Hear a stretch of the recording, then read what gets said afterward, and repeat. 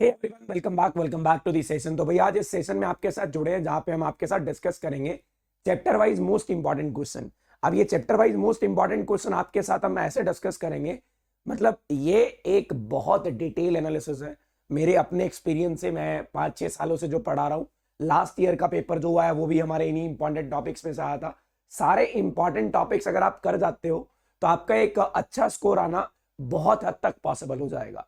अब बच्चे बोलते हैं सर क्या सिर्फ यही इंपॉर्टेंट टॉपिक्स पढ़ के चले जाए तो 95% आ जाएंगे। देखो, getting a 95% is a very big task. 95% 95% score करना एक बहुत बड़ा टास्क है, बट ये इंपॉर्टेंट टॉपिक्स अगर आप पढ़ के जाते हो ना तो ये इंपॉर्टेंट टॉपिक्स आपको 195 तक बहुत आसानी से पहुंचा सकते हैं अगर आप मेहनत कर रहे हो तो आपकी मेहनत और ये टॉपिक्स अगर दोनों का कोलैबोरेशन कर देना तो ये कोलैबोरेशन एक डेडली कॉम्बिनेशन होगा आपके 95% के लिए। तो उस डेडली कॉम्बिनेशन के लिए आपको ये पूरा वीडियो देखना होगा। हर एक चैप्टर के इसके अंदर इंपॉर्टेंट टॉपिक डिस्कस किए हैं और सबके साथ शेयर करना होगा ताकि सबकी हेल्प हो जाए। इवन एवरेज बच्चा भी यही टॉपिक पढ़ के जा रहा है, एक टॉपर बच्चा भी यही पढ़ के जा रहा है। तो बच्चे पूछेंगे सर एवरेज और टॉपर में फर्क क्या रहेगा? देखो, एवरेज और टॉपर में फर्क रहेगा तुम्हारी मेहनत का, तुम कितनी मेहनत कर रहे हो। अगर तुम्हारी मेहनत कम है तो तुम एक एवरेज मार्क्स ले पाओगे, अगर तुम मेहनत ज्यादा कर रहे हो तो 95 आएंगे। मैं ये नहीं बोल रहा ये टॉपिक पढ़ जो, सिर्फ ये टॉपिक पढ़ जो तो 95 96 आ जाएंगे, नहीं।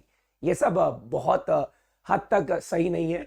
लेकिन अगर मैं आपको बोल लूं, अगर आपने 95 96 स्कोर करने हैं, इन टॉपिक्स को ज्यादा अच्छे से करके जाओगे तब आ जाएंगे। लेकिन एक एवरेज बच्चा अगर ये वाले टॉपिक्स करके जा रहा है तो उसके एवरेज मार्क्स डेफिनेटली आ जाएंगे सिर्फ इन टॉपिक्स से। मतलब मेरे लिए एवरेज मार्क्स क्या है? गेटिंग आउट ऑफ 70 अगर मैं बात करूं तो 45 40 इज एन एवरेज मार्क्स। अब बिलो एवरेज इससे कम वाले होने वाले हैं, तो वो देख लेना यार कितने मार्क्स होने वाले हैं। और फिर एक बच्चे पूछते रहते हैं सर बुक कौन सी खरीदनी है, तो उनके लिए बता दूं यार अब तो टाइम है सैंपल पेपर लगाने का। बोर्ड के पैटर्न के हिसाब से सैंपल पेपर लगाने का 36 सैंपल पेपर क्वेश्चन पेपर है। ये पीसीएम स्ट्रीम के लिए, पीसीबी स्ट्रीम के लिए भी मिल जाएगा। ओसवाल गुरुकुल का ये सैंपल पेपर है, लिंक आपको डिस्क्रिप्शन बॉक्स में दिया गया है। 2023 के पैटर्न के हिसाब से बिल्कुल जैसा पैटर्न सीबीएसई ने रिलीज करा उसी तरीके से ये सैंपल पेपर रिलीज किए गए हैं। इसमें English, physical education, computer science, physics, chemistry और मैथमेटिक्स, इन सबके सैंपल पेपर आपको मिल जाएंगे। तो आप लोग इसको खरीद के इनके अंदर से क्वेश्चन लगा सकते हो। ये जो टॉपिक्स है इस टॉपिक्स के भी क्वेश्चंस आपको मिल जाएंगे। चैप्टर वाइज डिस्कस करूंगा, पहले चैप्टर से शुरू करेंगे, साथ साथ नोट करते रहना, स्क्रीनशॉट लेते रहना और इन टॉपिक्स को मार्क कर रहे हो, इन टॉपिक्स को मार्क करके रख लो। एंड मार्क माई वर्ड्स, 70 में से 50 के आसपास का, मतलब 2-4 नंबर कम भी हो सकते हैं, 2-4 नंबर ज्यादा भी हो सकते हैं, इतने नंबर का आपका एग्जाम इन टॉपिक्स में से होने वाला है। डेफिनेटली मार्क माई वर्ड्स, मैं फिर बोल रहा हूं, आपको इस वीडियो पे आके दोबारा कमेंट करना है फिर से उसके बाद, ठीक है। तो भाई अब मोस्ट इंपॉर्टेंट टॉपिक्स की बात करता हूं। इलेक्ट्रिक चार्जेस और फील्ड है। Electric field due to a dipole, axial point, equatorial point और उसका फिर एक टॉर्क आता है। और ये टॉपिक बहुत इंपॉर्टेंट है, बहुत बार देखा गया, इससे एक डेरिवेशन आती है, मतलब बहुत बार डेरिवेशन आई हुई है, आने के चांसेस बहुत ज्यादा होते हैं, चाहे वो एक्सियल पॉइंट की हो, चाहे इक्वेटोरियल की हो, चाहे वो टॉर्क की हो। फिर आता है electric flux.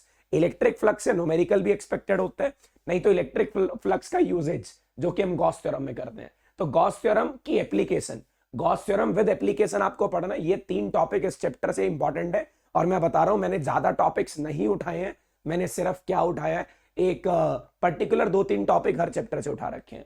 Gauss theorem with application करना है, तीनों एप्लीकेशन आपको करनी होंगी, जैसे एक इनफाइनाइट वायर होगी, प्लेन शीट होगी या फिर स्फेरिकल शेल हो गया। मैं आपको बता रहा हूं, मेरी इंट्यूशन, मेरी फीलिंग्स, मेरे वर्ड्स ये कह रहे हैं इस बार स्फेरिकल शेल आने वाली है।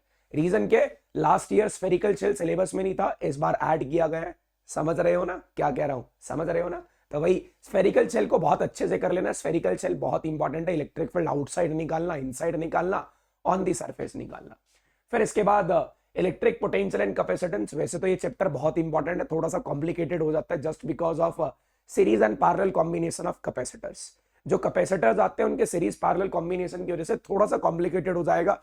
फिर डाइलेक्ट्रिक स्लैब डाल देंगे, स्लैब डालने के बाद बैटरी कनेक्ट कर रहे हैं, डिस्कनेक्ट कर रहे हैं, बहुत सारे ऐसे टॉपिक्स हैं जो तंग करते हैं बच्चों को। फिर भी कुछ selected topic, potential due to a shell, electric potential energy, numerical expected होते हैं इलेक्ट्रिक पोटेंशियल एनर्जी से। पैरेलल प्लेट कैपेसिटर एक बहुत इंपॉर्टेंट टॉपिक है। आपको पैरेलल प्लेट कैपेसिटर की कैपेसिटी जरूर पता होनी चाहिए और इनका विद मीडियम और विदाउट मीडियम। क्या करते हैं, इसके अंदर डाइलेक्ट्रिक स्लैब डाल ली जाती है, या तो पूरी थिकनेस की या कुछ एक पर्टिकुलर थिकनेस की। वो डेरिवेशन भी इंपॉर्टेंट है। Energy stored in a capacitor की इस बार डेरिवेशन नहीं आ रही, नहीं तो उसको भी इंक्लूड करते हैं। फिर आ रहा है हमारा रीडिस्ट्रीब्यूशन ऑफ चार्ज। जब दो बॉडीज को कनेक्ट करते हो तो चार्ज रीडिस्ट्रीब्यूट कैसे होता है, इसके क्वेश्चंस, इसके न्यूमेरिकल्स, इवन ये कंसेप्ट भी, कितना ट्रांसफर ऑफ एनर्जी हुआ, कितना लॉस ऑफ एनर्जी हुआ, एक चार्ज कैपेसिटर को अनचार्ज कैपेसिटर के क्रॉस कनेक्ट करने के बाद दोनों का कॉमन पोटेंशियल कैसे निकालेंगे, ये सारे टॉपिक बहुत बहुत इंपॉर्टेंट है इस चैप्टर से। So let's move to the third chapter. ज्यादा टाइम आपका खराब नहीं करेंगे, थर्ड चैप्टर पे आते हैं करंट इलेक्ट्रिसिटी पे। अब कई बच्चे कमेंट करते हैं सर आप वीडियोस नहीं बना रहे हो, तो आपको बता दूं हर चैप्टर की one shot with the detail discussion of each and every topic, one shot के साथ साथ डिटेल लेक्चर्स भी आपको इस चैनल पे मिल जाएंगे। ये चैनल सिर्फ सिर्फ सिर्फ हमारी मेहनत और तुम्हारे सपोर्ट की वजह से ग्रो करा है। अब तुम्हारा सपोर्ट क्या था, तुम लोग हमारे से डिमांड करते थे, हमने सारे कंटेंट इसके अंदर अपलोड कर रखा है, वन शॉट ऑलरेडी अपलोडेड है। हो सकता होगा तो नवे आ जाएंगे, नहीं तो आप पुराने वाले वीडियोस देख लो, they are the best videos for CBSE 2023। अब आप पूछते हो क्या 2023 के लिए पढ़ सकते हैं, डेफिनेटली पढ़ सकते हो, 101% पढ़ सकते हो, आपका सारा कंटेंट उसके अंदर मिलने वाला है। फिर उसके बाद बात आती है, सर ये पूछते हैं सर जो वन शॉट है क्या वो इनफ है। देखो यार, अगर आपने एक बार थोड़ा सा भी कंसेप्ट से गो थ्रू हो रहे हो ना तो इनफ है, अगर कुछ नहीं पढ़ा तो मोर देन इनफ है, अगर अभी तक कुछ नहीं पढ़ा तो मोर देन इनफ है। You can just crack that exam by that one shot. सारे वन शॉट आपको एक ही प्लेलिस्ट में मिल जाएंगे, प्लेलिस्ट सेक्शन को विजिट कर लो, वहां पे मिल जाएंगे। अब करंट इलेक्ट्रिसिटी की बात करता हूं, drift velocity, cells and series and parallel. Drift velocity की डेरिवेशन इंपॉर्टेंट है, न्यूमेरिकल्स इंपॉर्टेंट है, यहां से आप रिलेट करोगे भी, आप रेजिस्टेंस को टेम्परेचर के साथ कैसे चेंज करते हो वो भी बहुत इंपॉर्टेंट है। फिर आता है हमारे पास cells and series and parallel. Now how to connect cells and series and parallel. फिर उसके बाद सीरीज पैरेलल के अंदर मैक्सिमम करंट की कंडीशन बहुत इंपॉर्टेंट है, किरचॉफ लॉ। जहां तक सिलेबस में देखा जा रहा है मीटर ब्रिज और पोटेंशियोमीटर डिलीटेड दिख रहे हैं, अगर वो डिलीटेड दिख रहे हैं तो वो हमने यहां से नहीं काउंट करे, नहीं तो वो मोस्ट इंपॉर्टेंट टॉपिक में काउंट किए जाते थे। तो Kirchhoff law, cells and series and parallel, इनकी कैरेक्टरिस्टिक्स, वीआई ग्राफ बनाना होगा आपको, ईआर ग्राफ बनाना होगा और वीआई ग्राफ वीआर ग्राफ बनाना होगा। तो इनकी कैरेक्टरिस्टिक्स के साथ सेल की कैरेक्टरिस्टिक्स, सेल्स का सीरीज पैरेलल कॉम्बिनेशन और ड्रिफ्ट वेलोसिटी, किरचॉफ लॉ, ये करंट इलेक्ट्रिसिटी से इंपॉर्टेंट होने वाला है। बता रहा हूं, mark my words, mark my words, mark my topics and you are going to be the topper of CBSE। ठीक है, तो इतना कॉन्फिडेंस है just because of my experience. मैं कोई हवा में बातें नहीं कर रहा हूं, मैंने अपने कुछ 6 से 7 साल या 5 से 6 साल के एक्सपीरियंस से बता रहा हूं। ये वाले क्वेश्चंस आपके पेपर में आने हैं, इस तरीके से क्वेश्चन आपके बनने वाले हैं, इस तरीके से डिफिकल्ट क्वेश्चन का भी एक पर्टिकुलर वेटेज है, आसान क्वेश्चन का भी एक पर्टिकुलर वेटेज है, डेरिवेशन का भी एक पर्टिकुलर वेटेज है। तो मैग्नेटिक इफेक्ट ऑफ करंट की बात करूं, बायोट-सैवर्ट लॉ विद एप्लीकेशन, इसके अंदर स्ट्रेट कंडक्टर वाली डेरिवेशन आपके सिलेबस में नहीं है। सर्कुलर कंडक्टर के सेंटर पे अंति मोस्ट इंपॉर्टेंट, एक सर्कुलर कंडक्टर की एक्सेस पे इलेक्ट्रिक फील्ड निकालना, एक सर्कुलर कंडक्टर की एक्सेस पे इलेक्ट्रिक फील्ड निकालना। एम्पियर सर्किट लॉ, सोलेनॉइड और टॉरॉइड सबसे इंपॉर्टेंट रहेगा, और फोर्स ऑन अ कंडक्टर है ना। देखो वैसे तो ये पूरा चैप्टर इंपॉर्टेंट है, इसके अंदर से इंपॉर्टेंट टॉपिक बताना सबसे बड़ी बेवकूफी है। रीजन, हर एक टॉपिक पेपर में आया हुआ है। अगर मैं लिख तो लाया लेकिन ऑलमोस्ट सारे टॉपिक कवर हो रहे हैं, तो तुम लोग कमेंट सेक्शन में जो गालियां देनी है वो देते रहना, कोई प्रॉब्लम नहीं है, बट मैं यहां से कुछ छोड़ नहीं सकता था, इसलिए मैंने सारे टॉपिक लिख दिया ऑलमोस्ट। मूविंग कॉइल गैल्वेनोमीटर आए, कन्वर्जन ऑफ गैल्वेनोमीटर आती है, आपको पता है एमीटर और वोल्टमीटर में कन्वर्जन करते हैं, most important topic. Conversion of galvanometer into ammeter and voltmeter is an important topic, तो याद रखना कुछ ना कुछ वहां से आ सकता है। Now magnetism and matter, almost सब कुछ डिलीटेड कर दिया, अर्थ मैग्नेटिक फील्ड काट दिया, रिवॉल्विंग इलेक्ट्रॉन काट दिया, सिलेबस में नहीं है। तो magnetic dipole, axial point, equatorial point, same as chapter 1, important रहेगा। और magnetic properties of material, mark my words again, last year deleted था, इस साल ऐड किया गया, कुछ तो घपला है। Magnetic properties of material, paramagnetic, diamagnetic, ferromagnetic, ये जितने भी मटेरियल है इनकी प्रॉपर्टीज की, इन मटेरियल्स की जो प्रॉपर्टीज है उसका एक टेबल एनसीईआरटी में बना हुआ है, और उससे रिलेटेड सारी चीजें जो एनसीईआरटी में लिखी गई हैं, जो आपकी रेफरेंस बुक में लिखी गई हैं, जो हमारी वीडियोस में लिखी गई हैं, उनको जाके देखो और बढ़िया तरीके से इस टॉपिक को पढ़ लेना। Now electromagnetic induction, we have Lenz law, आपको पता है, लेकिन ये टॉपिक ज्यादा इंपॉर्टेंट है, मोशनल एंड रोटेशनल ईएमएफ। जब एक रॉड चल रही है, एक रॉड रोटेट हो रही है, उसकी ईएमएफ का एक्सप्रेशन ड्राइव करना, उसके रिलेटेड क्वेश्चंस कर लेना। सेल्फ और म्यूचुअल इंडक्शन, ये म्यूचुअल और सेल्फ इंडक्शन कैसे आप अप्लाई करते हो, सेल्फ इंडक्शन कैसे होती है, म्यूचुअल इंडक्शन कैसे होती है, एक बहुत इंपॉर्टेंट टॉपिक है। फिर आता है हमारे पास एसी ऑल्टरनेटिंग करंट। इसमें बहुत सारी डेरिवेशंस आप देखते हो, जो सबसे ज्यादा इंपॉर्टेंट डेरिवेशन है वो सीरीज एलसीआर सर्किट की है। अगर आप सीरीज एलसीआर सर्किट कर लेते हो तो बाकी सर्किट्स करना आपके लिए आसान हो जाएगा। फिर उसके बाद आता है resonance of series LCR circuit. इसकी रेजोनेंस कंडीशन क्या होती है, कब करंट मैक्सिमम होता है, इंपेडेंस मिनिमम होती है, पावर इन एन एसी। फिर से इस साल इंक्लूड किया गया डेरिवेशन जो है वो भी कर लेना। और मैं फिर बता रहा हूं इसमें इनमें से एक टॉपिक 101% आपका आने वाला है। ट्रांसफार्मर एक बहुत इंपॉर्टेंट टॉपिक है, लॉसेस इन ट्रांसफार्मर, ट्रांसफॉर्मेशन के अंदर उसका थ्योरी क्या होता है, वर्किंग क्या होती है, क्या कंस्ट्रक्शन होती है, numericals related to the turns ratio N1/N2 के जो न्यूमेरिकल्स आने वाले हैं वो बहुत इंपॉर्टेंट है।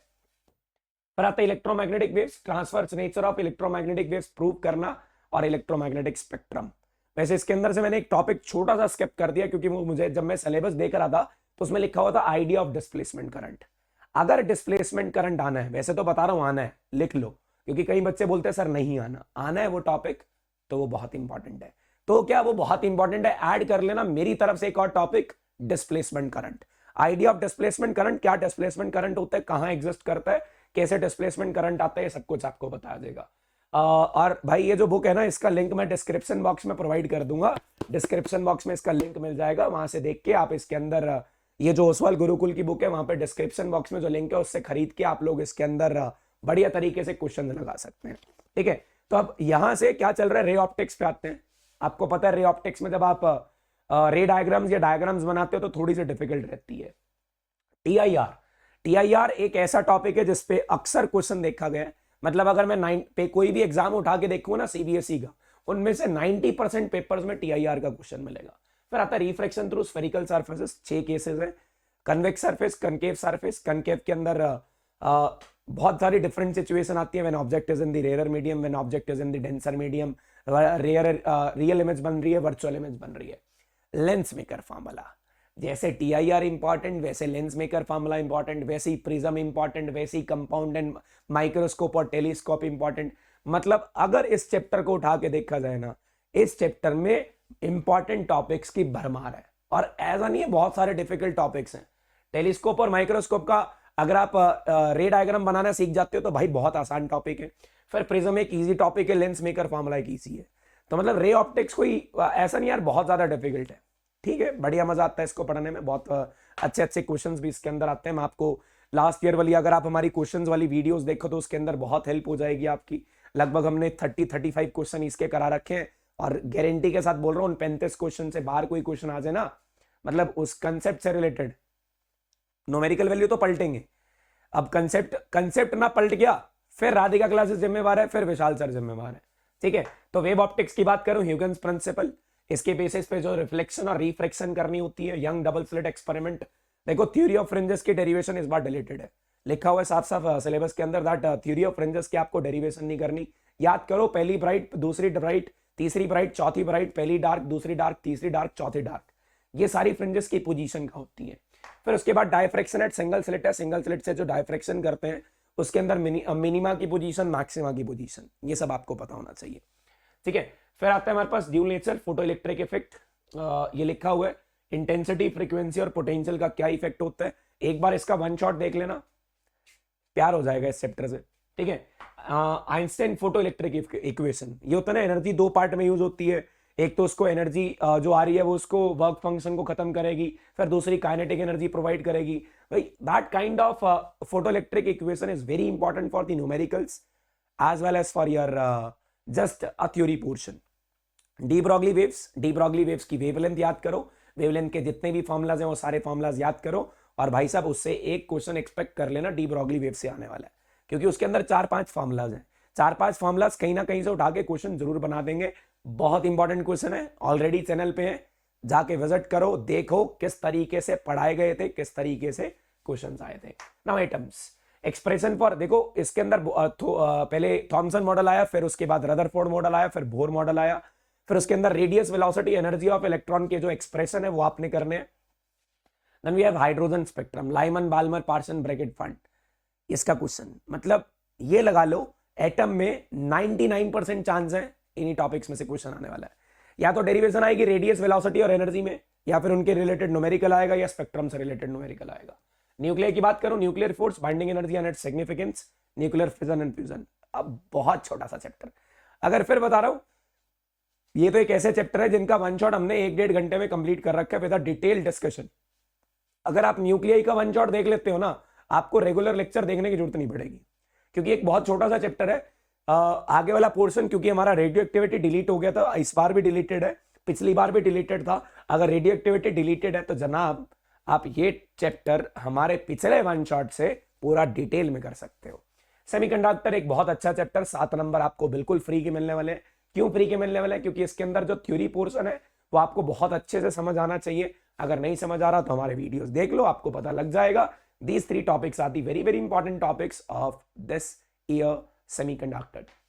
Energy band and solids, N type और पी टाइप का एनर्जी बैंड कैसे बनता है, forward and reverse biasing, diode as a rectifier. ठीक है, तो भाई ये सारे टॉपिक्स आपके लिए बहुत इंपॉर्टेंट होने वाले हैं। देख लो यहाँ पे लिखा गया कैसे कैसे टॉपिक इंपॉर्टेंट होने वाले हैं। पहले electric charges and field, electric potential and capacitance, current electricity, magnetic effect of current, magnetism and matter, electromagnetic induction, AC, EM waves, ray optics, wave optics, dual nature, atom, nuclear and semiconductor. That's it from 12th physics.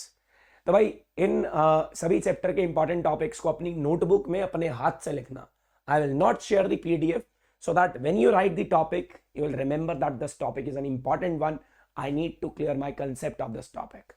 Write, just write और अपने सामने लगा लो। आज मतलब दीवार पे page पे लगाओ भाई, हाँ ये वाला टॉपिक हो गया, दूसरा हो गया, तीसरा हो गया, चौथा हो गया, पांचवा हो गया। तो ऐसे ऐसे टॉपिक को मार्क करते हो जाओ और अपने आप आते जाते देखो, इस टॉपिक में ये था, इस टॉपिक में वो था, ऐसे लेंथ निकली, ऐसे करा, LCR सर्किट में ऐसे हुआ, ये रेजोनेंस की कंडीशन है। That's the way to study, that's the way to score 95%। ये वीडियो सिर्फ इसलिए थी इंपॉर्टेंट टॉपिक्स बताने के लिए, कोई हार्ड एंड मतलब मैं कोई ऐसा जादू नहीं करने वाला हूं भी आपके 95 आ जाएंगे। आपकी मेहनत, आपकी डेडिकेशन और आपका हार्डवर्क, यही आपको 95 दिलवाएगा।